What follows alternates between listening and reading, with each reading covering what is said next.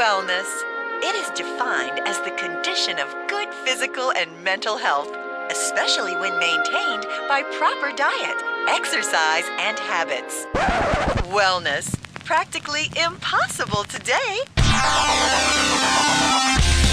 Look, we don't live in the starched shirt, feel-good times of our parents anymore.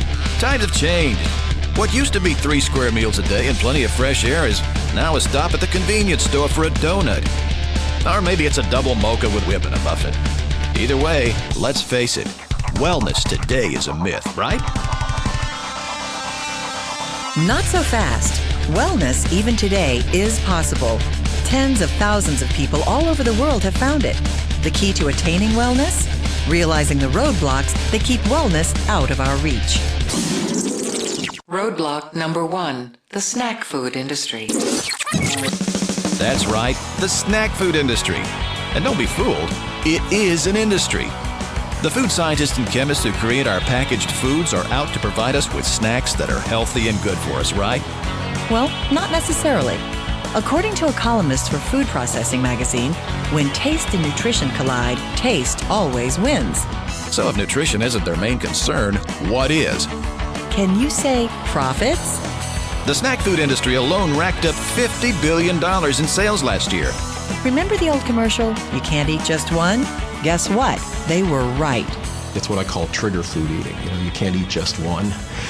It's not addictive in the sense that there are no withdrawal seizures from pizza, but people get into bags of cookies, bags of potato chips, and they don't stop till they're all gone. And they're not hungry. They're eating for craving, for other psychological reasons. Roadblock number 2, the diet industry.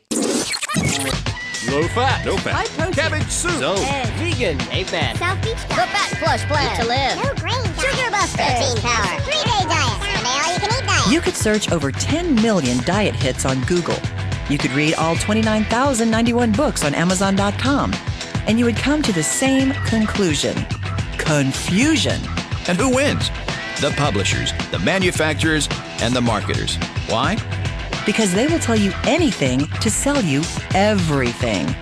Well, the main reason that diets fail is that they may promise something which doesn't really happen. It's usually a magic formula or secret that you can do some little trick like eliminate all sugars, eliminate all fats, and keep eating the way you always have been. So you can have your cake and eat it too. Roadblock number 3, the restaurant industry. I know this hurts, but it's true. Think about it. When was the last time you noticed your plate? It's not a plate, it's a platter. Portion sizes have been expanding. In restaurants in the United States, people want to take home a doggy bag. You may have only paid $6 for dinner, but you want a big portion. If you got a small portion, you wouldn't be satisfied. You'd go to another restaurant. So this constant competition for quantities of food at low cost, and the cheapest way to make food is to add more hidden fat and sugar, is really driving this obesity epidemic. Roadblock number 4, the fashion industry. Beauty, glamour, romantic date hair, tight abs, and a firm butt. It's what we all want, right?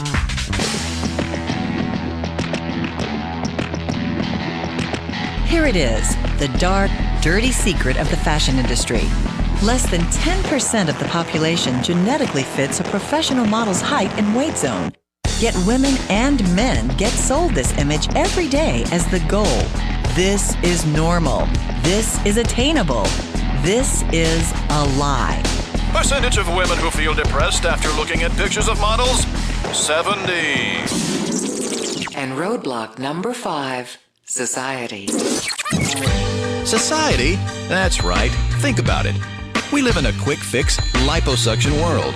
We praise fitness and beauty, and we loathe fat.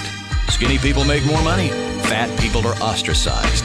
Thin is in, fat is out. Problem is, society doesn't give us any answers, only statistics. Statistics that are out of control. 1 out of 2 Americans is overweight. 1 out of 3 is obese. 1 out of 5 children in a pediatrician's office is obese.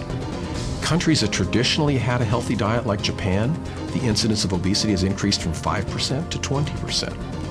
In poor countries around the world, as soon as you introduce the possibility of American foods, the richer classes become obese and the poorer classes are still malnourished. So this is a worldwide problem. Today, there are 158 million type 2 diabetics in the world, and this is a disease closely related to obesity because 95% of those patients are obese. In the next 10 years, there'll be 212 million type 2 diabetics in the world, and 80% of all heart disease will occur in type 2 diabetes, which I call diabesity. The roadblocks are real, and they are working. Never before in our history have we as a nation been so fat. And it's not just about how you look, it's about your life, how long you will live, how long you will be around for your family.